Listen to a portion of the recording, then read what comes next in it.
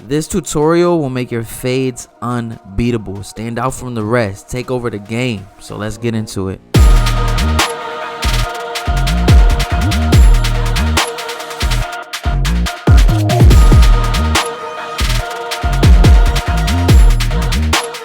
So it has been about 4 weeks since my client has been in the shop.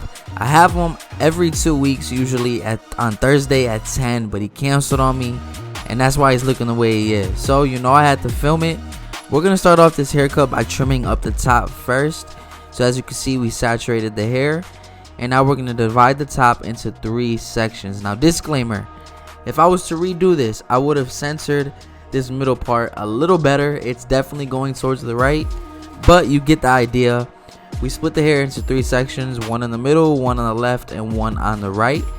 And now this middle guideline will act as a reference point throughout the rest of the trim. So we're going to start in the front, and we're going to be taking off 1 inch from the top.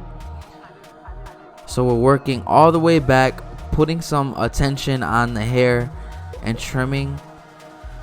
Now, personally, I don't enjoy cutting with gloves, but lately I've been trying to use them because your boy got hecka splinters from the hair.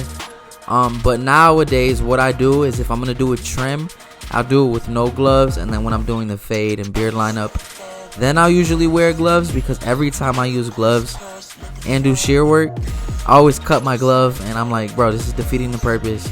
But I don't think I cut it in this video. We'll see. But as you can see, I'm using that middle guideline as our reference point when trimming his right side. So I'm combing that guideline over in horizontal sections, little by little, working towards the front. And you'll be able to see the difference in length from the inside of my finger to the outside, and that's what we want to trim the hair down to. And I'm being careful when I get towards the round of the head, that I'm not going at an angle or doing any sort of triangle. I want to keep that square shape because I want to keep that weight in the parietal ridge.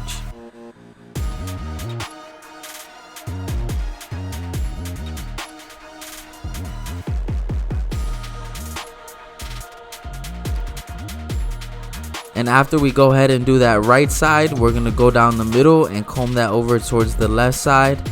And we're going to continue our horizontal sections moving forward as well. And if you're enjoying this tutorial so far, but you feel like you want to go a little more in depth than what you see on YouTube, I do have an online training program called Dreclipperhands Academy, where I give you in-depth tutorials, as well as you're thrown into a community group chat of barbers that have joined the program. I give you tips and tricks on how to take your haircut to the Instagram quality, how to build clientele, and how to get clients through social media. So if that's something you're interested in and you really want to grow, tap the link in the description of this video to join my online training program, and let's get to work. And now we're continuing to move forward here. As you can see, little by little, step by step is what it's all about. And y'all gotta stop playing with me. I know you see the Clipperhands Barbershop polo. Your boy had to step up the swag when he got into the shop. I like the polo look. I think it's clean. It definitely takes the worrying about what I'm gonna wear in the morning away, because I just get to throw this on with some black pants and call it a day. And it's a clean, professional look as well. But after the trim, we're gonna go ahead and blow dry the hair. Now, this isn't going to be a perfect style, but I want to blow dry the hair in the style he's going to use it before I get into the fade. This is a quick tip for barbers who want to separate themselves. Pull out that blow dryer. Please do not send your clients out of the shop with wet hair unless the clients ask you to. But I'm telling you, if you use the blow dryer, you will automatically separate yourself from most barbers. And now let's get into the best part of the haircut, personally, the fade. So we're going to start off this haircut with our clipper closed, establishing the shape of our bald line. And the reason I like to come in with my clipper closed instead of the trimmer where you kind of press down is because it's going to make it a lot easier to get rid of that first guideline. It's going to make it a lot easier and softer of a transition, especially for new barbers who are just starting. If you establish that line with the clipper closed, it'll save you lots of time in the end. And for some reason, I always feel like I can make my guideline a little more symmetrical when I use the clipper instead of the trimmer as well.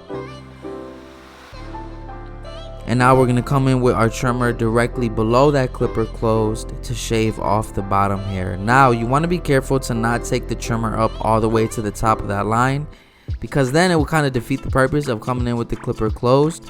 But you do want to shave down the bottom as close as you could get it before we come in with that foil shaver. And you don't want to press into the client's skin more than you need to, because you don't want to cause, unnecessary irritation or red skin. I know personally, when I irritate the client's skin and they turn super red, I feel like I failed as a barber. And if you feel the same, go ahead and drop a comment down below. And now we're going to come in with our shaver to get the bottom as close as possible to the skin. And what this is going to do is really make that blend pop, because when you go from really light skin to really dark hair, that blend always comes out super nice. And next we're going to come in with our lever all the way open, and we're going to be going up about a 1/4 inch above that bald line.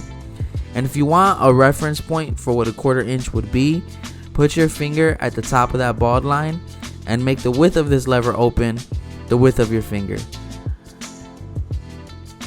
And as you can see, we're still maintaining that same drop shape that we established with that bald line. And now above that, we're going to come in with our 1 guard lever all the way open, doing that same exact thing. But fam, I'm super excited. This Saturday, January 12th, I will be in Dallas, Texas at the Barber Plug Experience. And I'll be hosting the education seminar in the morning. I'll be introducing the educators as well as be at the expo, where I can mingle with y'all, take pictures with y'all, whatever. So if you want to pull up, Barber Plug Experience is January 12th in Dallas, Texas. I'll put the link in the description, and I hope to see some of my supporters there. It's always dope to meet you guys in person. And then the next show after that would be February 16th, Education with Purpose. I'll be with Tomb 45 as well as many other educators giving out game. So if that's something you're interested in, I will be teaching there.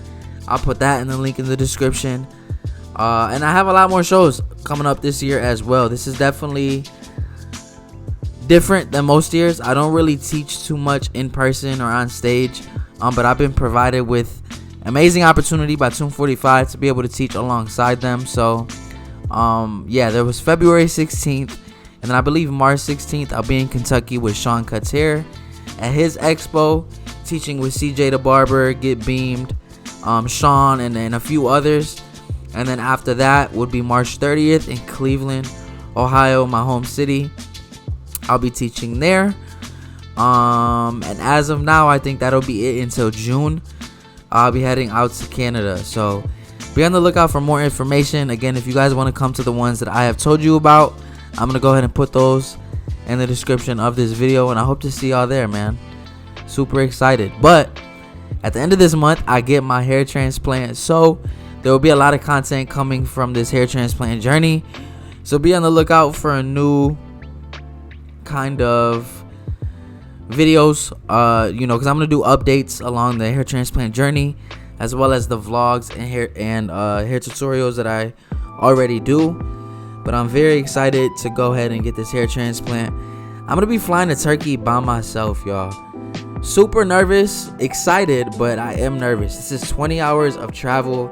I'm gonna be going from Cleveland to, I believe, Charlotte to London, and then London to Istanbul, Turkey. That'll be a total of 20 hours, man. Basically a full day, 24 hours basically. I'm there, then I'll be in Turkey for about 3 days total, 3.5, and then I'll fly back out here with the same amount of travel, same stops and all, just in reverse. But again, there'll be a lot of more content along the hair transplant journey. It's gonna be super entertaining. I know my video where I shaved my hair and the video where I got my hairline tattoo did really well, got a lot of engagement, and you guys were very interested in the process.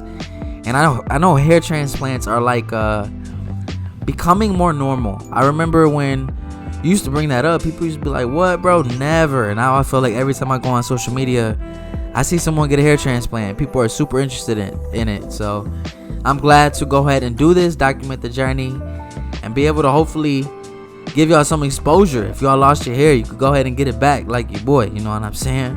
But now we're gonna blend into the beard. And with the beard, basically all it is a reverse taper. So we already established our bald line, so we came in open, got rid of that line. Now we're at our one guard open. But as you can see, this thing is coming together super clean. It's all about following that system, that process that you have in place.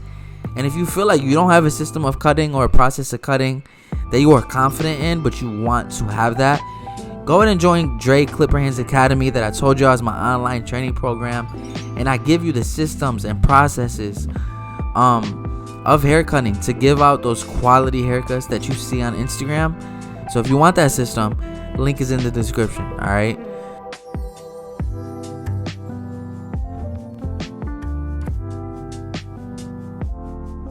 And now we're going to use our 1.5 to finish off this beard blend, and we'll go ahead and go to the other side.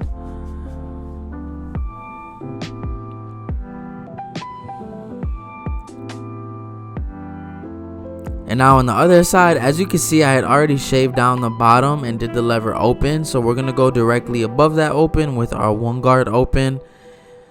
And we're literally following that same exact system and process. We're not changing anything. We're just connecting it over to his right side. Now, if I wasn't recording, I usually do all of this at the same time, meaning I don't do one side and then the other.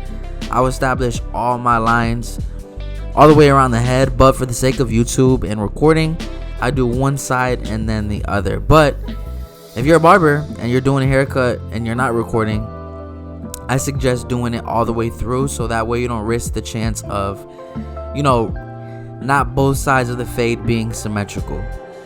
And right now we're using our 2-guard lever open. And I don't know if you notice, I'm using my comb kind of as a stopping point to feed the hair through the clipper, because a lot of times when the hair is long, it can be hard to get the hair to feed through the teeth of the clipper. So a lot of times I like to use my comb as a way to push the hairs through. And now we're going to start blending down with our 1.5 open, and then we'll close it little by little. Now I seen a comment recently that asked, what does little by little mean?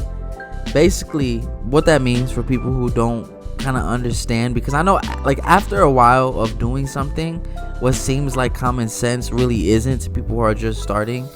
So the lever on the side dictates the length of the clipper. So when I say 1 open, 2 open, 1.5 open, that means that lever on the side of my clipper is pushed away from me. When I say close, the lever on the clipper is pushed closer to me. And most clippers nowadays kind of click. So if I establish a line open and then I go to get rid of a line, and I say to start off close and open it little by little, that basically means attack the line with the lever close to myself, and then as I get higher in the fade, open up that lever slightly every time we get higher. That's basically what little by little means. And the way to know when to open it will kind of be developed the more you cut hair, right? The more you cut hair, you develop something called a barber's eye, right? Like most barbers would say that, especially in the barbershop, right? I have a few people who consider themselves newer and get really hard on themselves about haircuts because they see what very experienced barbers do, and then they look at their own haircuts and they're not that good. But what I always try to stress to them is clients usually don't see what you see, right? So you might see minor imperfections in a haircut as a barber that clients don't see.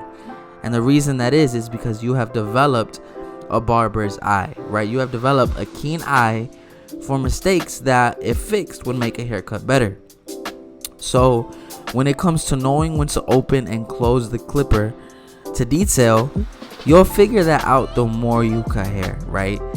A lot of things, right? I can teach you a process, I can teach you a system, but a lot of times, just like in school, you don't really know it until you do it.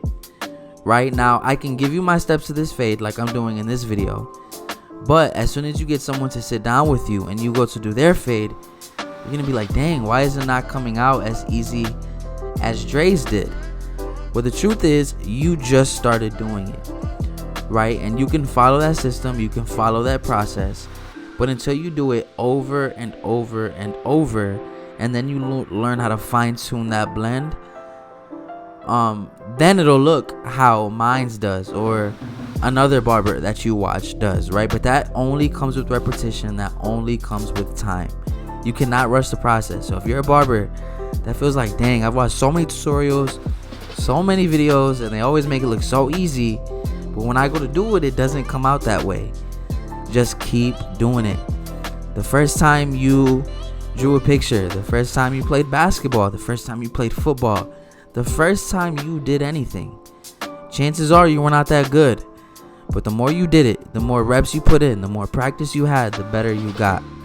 Alright, so don't be so hard on yourself if you feel like your haircuts are not looking like the ones you see online. Alright, but now after we went ahead and finished the fade, we're going to start on the front lineup and move towards his left corner, trying to keep it as natural as possible. But on this client, I feel like lining up the front and the bars and the hook on the side really makes his hairline look fuller, which is why I suggest it.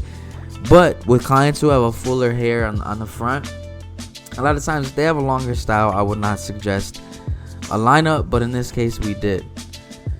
But as you can see, it already is going to give the illusion of that corner being a lot thicker than what it is. And I will line up his vertical bar, keeping it as natural as we can. And we'll do the same thing on the arch as well.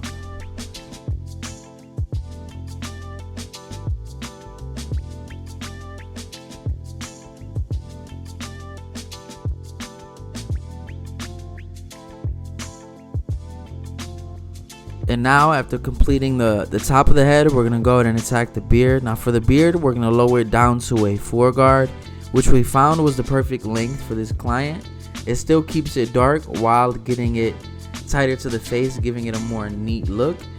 So when going against the grain with the 4-guard, being sure to brush down the hairs every time we cut through it.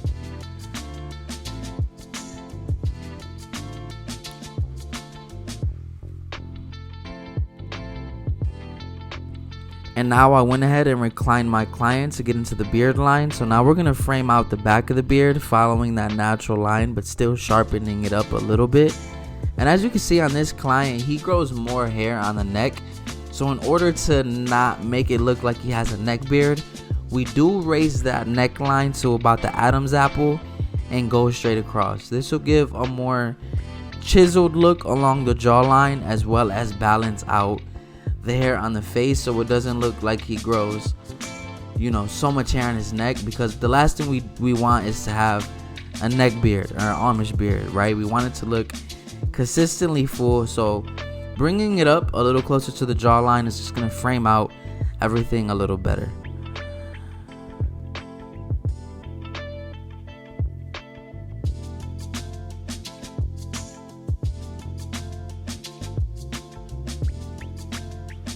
And now we're getting into one of the most relaxing part of the haircuts. A lot of clients' favorite part of the haircut is the straight razor. It really brings out the details, sharpens everything up. So I'm being sure to stretch the skin in the opposite direction of the way I'm using the razor, right? So I'm coming down with the razor, so I'm pulling the skin up. This is going to create tension on the skin, so that way we don't cut or irritate the client's skin more than it naturally will. So as you can see, I'm pulling away from the hairline as I move towards the hairline with my razor. And now we're lining up the arch area. And this 245 razor is the best razor handle that I've ever used. So if you're looking for one that is weighted nicely and has a good exposure on the blade, the 245 blade is fire. But as you can see, that beard line is looking super clean. And I know it's been a minute, so I don't know if you remember what my client came in looking like, but look at how he's leaving. Freshly faded, nicely lined up. Listen, if this video helped you in any way, shape, or form, make sure you hit that like and subscribe button. And again, if you want more in-depth haircut education, enroll in Dreclipperhands Academy today, and I hope to see you in the community. Peace. Hey, can I help you? Just like I helped Chris go from, nah, bro, I'm good, to getting texts like, hey, man, when can you get me in? In Dreclipperhands Academy, I help barbers go from no to pro, because it's a lot funner to cut hair when you feel like you're good at what you do. So how do I help you?